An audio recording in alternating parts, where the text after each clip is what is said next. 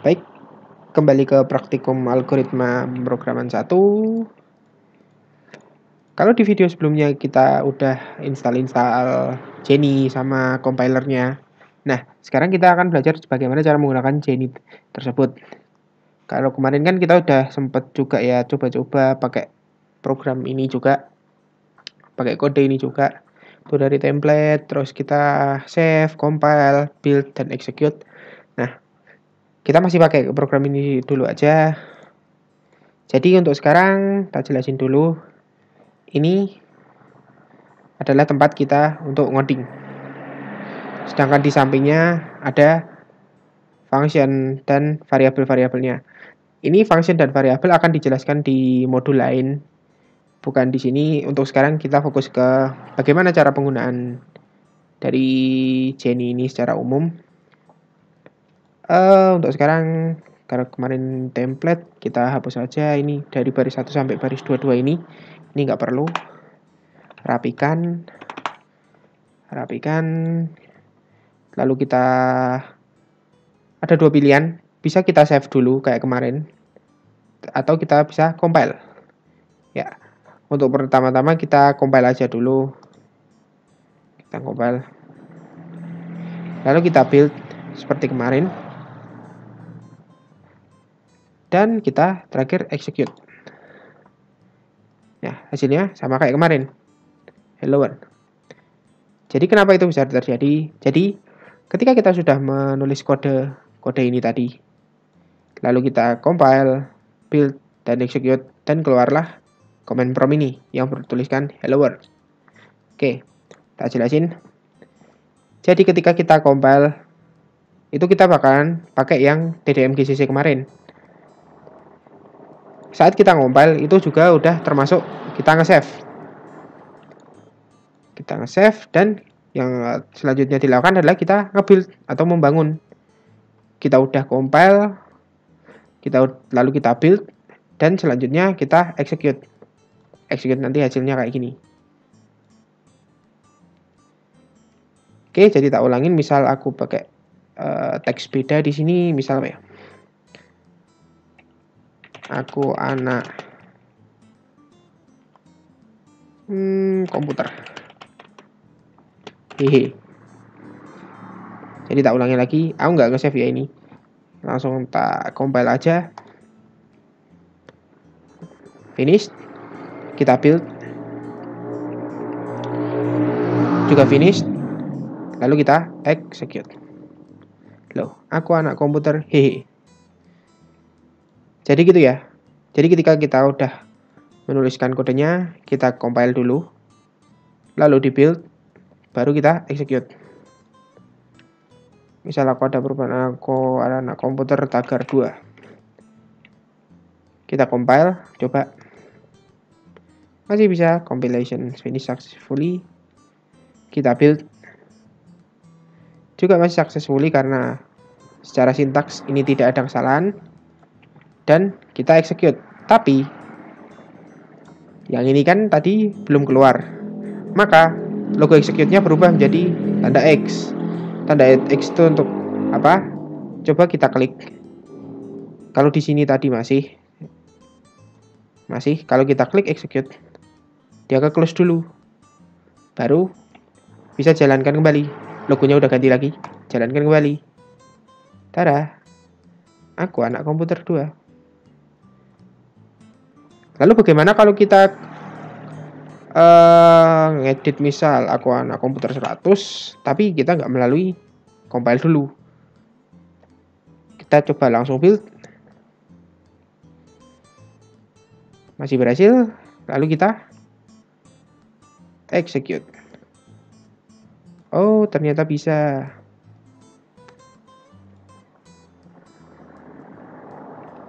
Oke. Tapi bagaimana kalau kita langsung execute? Misal aku ini tak ubah jadi 500. Langsung tak execute. Kenapa masih 100? Beda kan?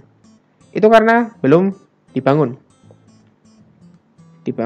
Jadi urutannya itu sebenarnya compile, build, Tapi ada juga kasus kayak tadi, build langsung bisa, lalu di execute.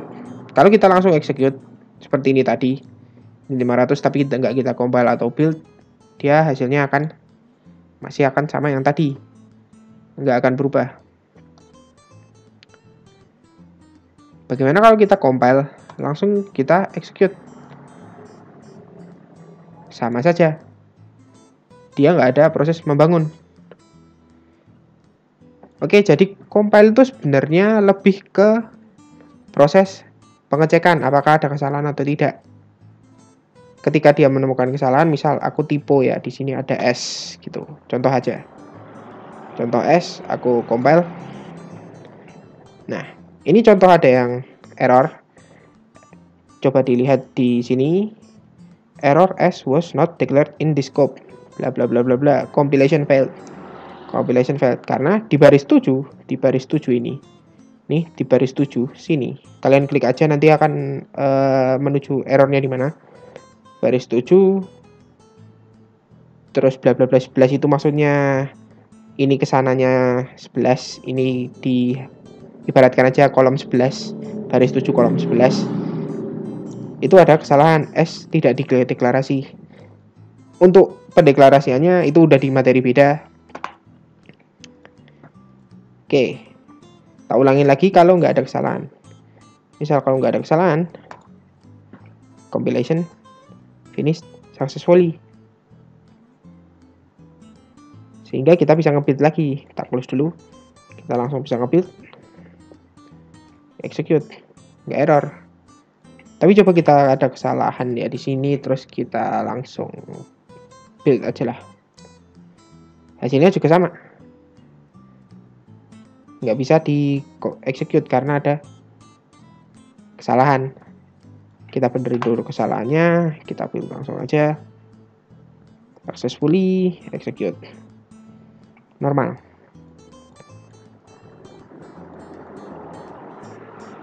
Oke. Lalu yang kedua, misalkan kalian mau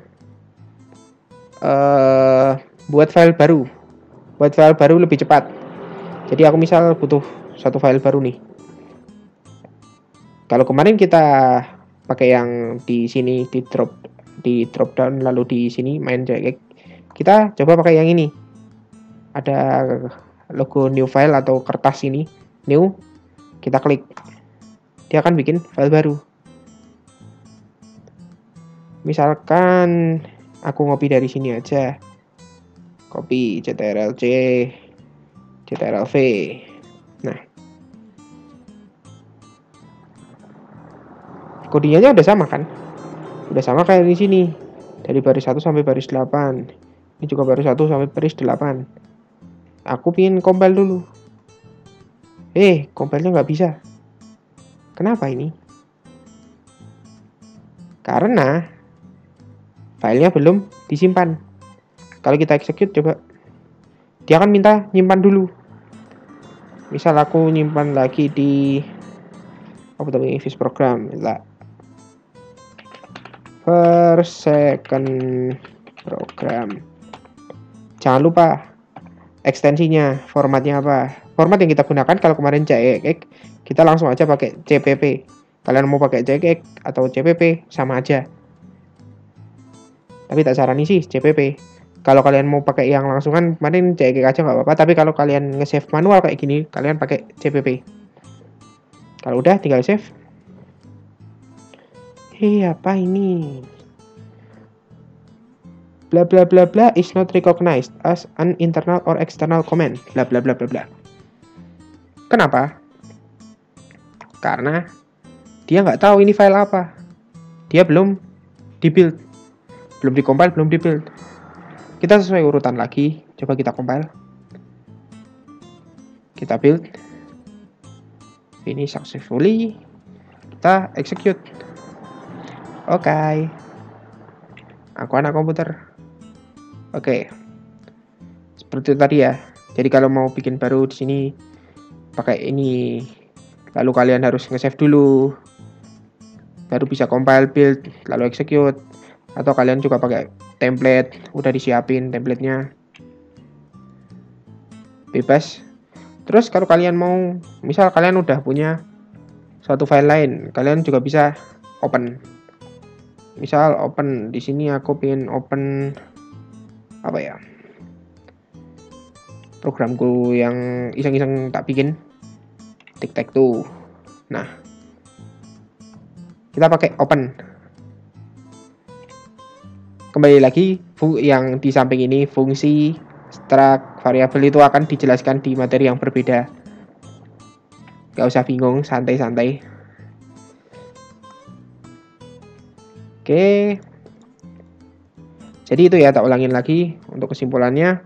Kalau kalian ingin bikin file baru, kalian gunakan new di sini. Kalau kalian ingin membuka file lama, kalian gunakan open. Dan yang terakhir, ketika kalian udah menuliskan program, kalian compile dulu untuk mengecek, lalu kalian build untuk membangun program itu, baru kalian execute atau dijalankan. Ingat, compile, build, execute. Oke, seperti itu aja. Jadi ini fundamental banget buat kalian ngoding untuk praktikum kedepannya, praktikum algoritma programan ini. Ya, segitu aja. Terima kasih. Yo.